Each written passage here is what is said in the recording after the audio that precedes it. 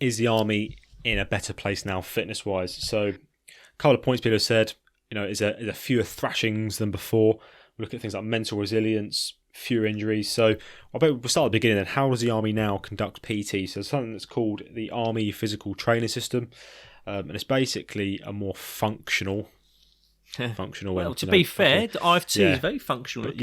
Based training. So when I say functional, I mean like the typical sort of, it's more strength and conditioning based essentially.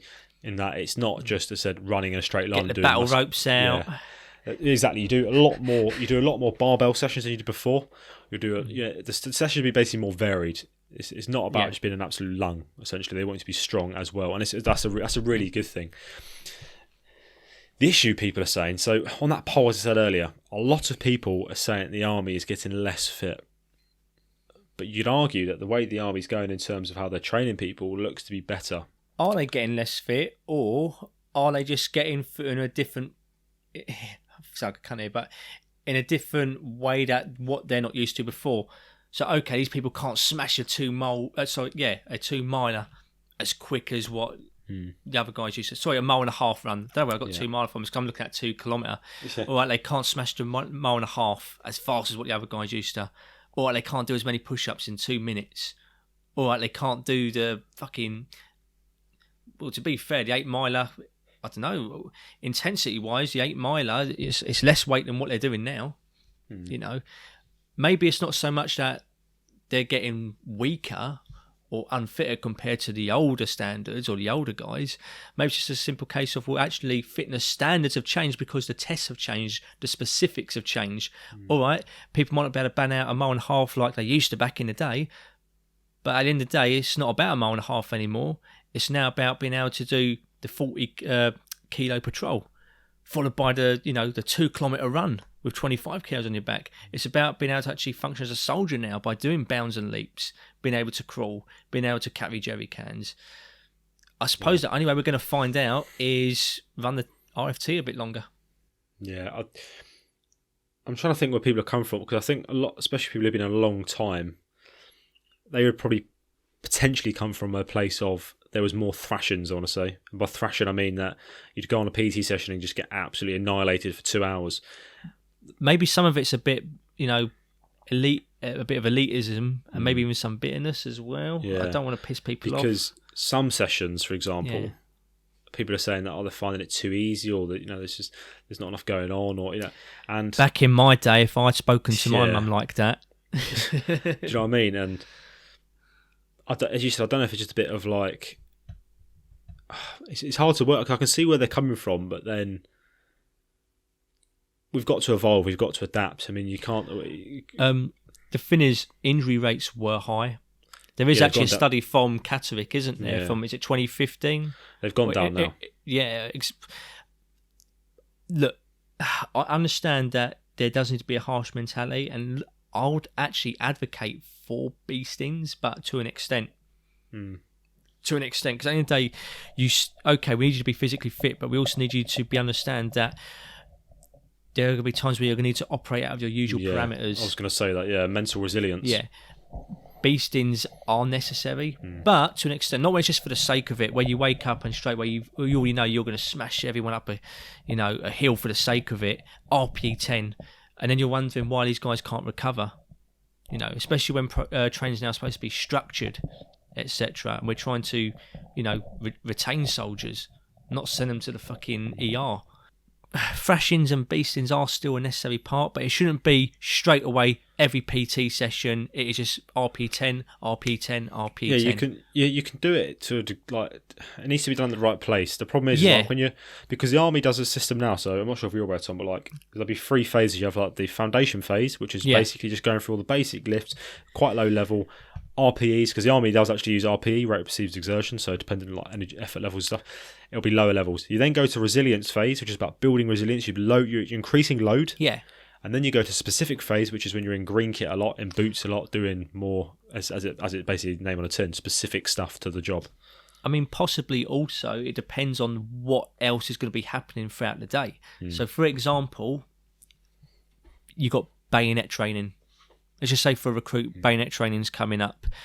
You want to get them into a certain state of mind for that. So what would you do before then? Make them angry, make them upset, make them pissed off. Yeah, give them a thrashing beforehand, and then give them a thrashing again when you actually go through the bayonet training. Yeah. But do you see what I mean? There is still a place for it. I think it needs to come at the right time, doesn't it? Because it shouldn't be expected every single time. How many times a week do you do phys? And you're going to be getting RP10 every single fucking session. And that's what someone said earlier. You can't progress because you can't progress, as we said before. You can't recover, and you're getting injured all the time. Exactly. If you're low, we've said before, load management is one of the the main drivers in injuries. Yeah. If you're not managing your load correctly, as Tom, if you've just come out of training and you go into a session and go, right lads, we're going to do a 20-mile log run.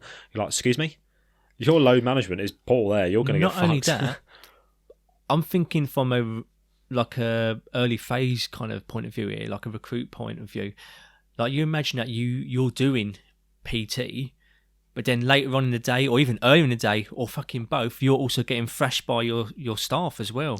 Yeah, I mean, I can't comment on that. I don't think it's much like that anymore now. I think from what I've heard, the training's now, isn't it? Yeah, I think I've heard some rumours. Yeah, I've heard some. Yeah, there's a lot of limits on what they can and can't do, and there's. Apparently, you got to sign a form now if you give push-ups as a punishment. Oh, really? You've got to sign a form. Oh, okay. As I said, rumours. I don't want to confirm that. Yeah, but yeah, I mean, I think it's different. But I get the point you're trying to make. I get the point you're trying to make. I mean, I wish I could say more on this in terms of, because obviously the people, as in the people who voted on that poll, are very strongly saying the army's got less fit. Yeah. As Tom said, I think we need time will tell as the RFTs go through. I think what people are seeing, and there's something I've seen as well, is it's maybe not the people who are already in getting less fit, it's the people coming through the pipeline. Because you're getting people turn up to unit, and I'll be honest, some of them are honestly useless when it comes to physical sort of ability. And I think that's where people come. I'm not sure why that is. I'm not sure if it's the system they're coming through. I'm not sure if they're being let in when they're not really ready for it. I think a lot of it is just getting the numbers up, mate, to be honest with you. Plus, Tom, I don't want to use it as the excuse, but the last couple of years we've been dealing with COVID. I'm not sure if that's had an impact on people's fucking training. Yeah, it's got to, haven't it? Yeah. Weren't they doing weren't they doing basic training on Zoom? Yeah, basic training on Zoom. It was happening with the reserves as well. That's what I mean. I got sent a physical plan, and as a fucking PT, I was looking at like, what the fuck is this? Yeah, I mean, so I mean, I don't know if that's what potentially is because of the last couple of years. People are getting this perception of, oh, the army's just getting less and less fit. People are coming through really shit. Maybe it's just because they've had a completely different training cycle to all the other people. Do you know what I mean? Their training cycle's been very strange. Even selection at the moment. Even selection, it's still beep test in some places, isn't it? Is it really? Yeah, it's still beep test. And this is another problem is, now, if let's say you were a civilian looking to join the army and you're completely fresh-faced to it, if you're expecting that you have to do a 2-kilometre run as it is now, then straight away you know to be training for a 2-kilometre run.